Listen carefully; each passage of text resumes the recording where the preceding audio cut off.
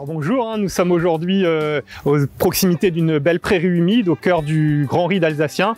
C'est une zone qui est régulièrement inondée par les remontées de la nappe phréatique liée au Rhin. Donc dans ces prairies humides poussent plusieurs plantes de première importance pour la régulation des maladies cryptogamiques, notamment le mildiou. Et aujourd'hui, je voulais vous présenter une recette qui combine 3 de ces plantes. Cette recette a été développée par un vigneron biodynamiste et elle est décrite dans le livre de Pierre Masson, Guide pratique pour l'agriculture biodynamique. Alors ces 3 plantes sont la reine des prés en fleurs,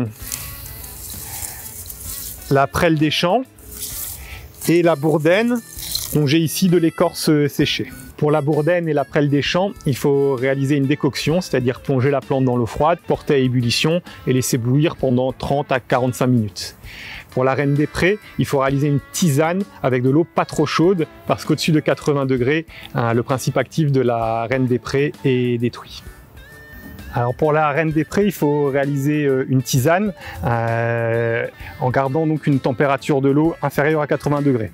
Pas vraiment besoin de thermomètre, donc je plonge l'eau dans la casserole et dès qu'il y aura des petites bulles qui se forment au fond de la casserole et avant qu'elle ne remonte, la température sera idéale.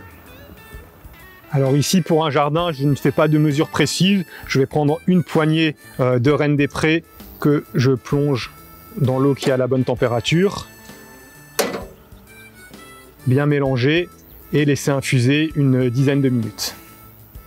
Donc, nous avons déjà réalisé une vidéo sur la décoction de prêle des champs, mais pour rappel, il suffit de plonger la plante dans l'eau froide, de la porter à ébullition et de laisser bouillir pendant environ 45 minutes, toujours à couvert, c'est important pour garder le maximum de principes actifs. Alors pour la bourdaine, tout comme pour la prêle, on plonge la plante dans l'eau froide, on porte à ébullition et on laisse bouillir une bonne demi-heure.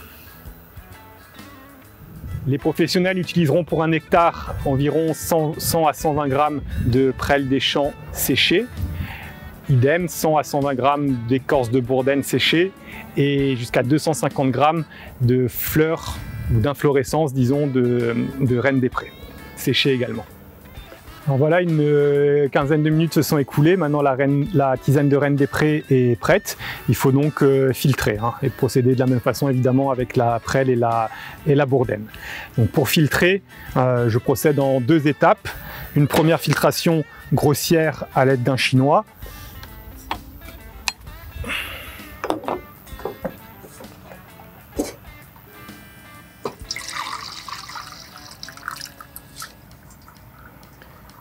Donc à ce moment-là, il faut quand même bien presser la plante pour retirer le maximum d'eau qui se trouve à l'intérieur.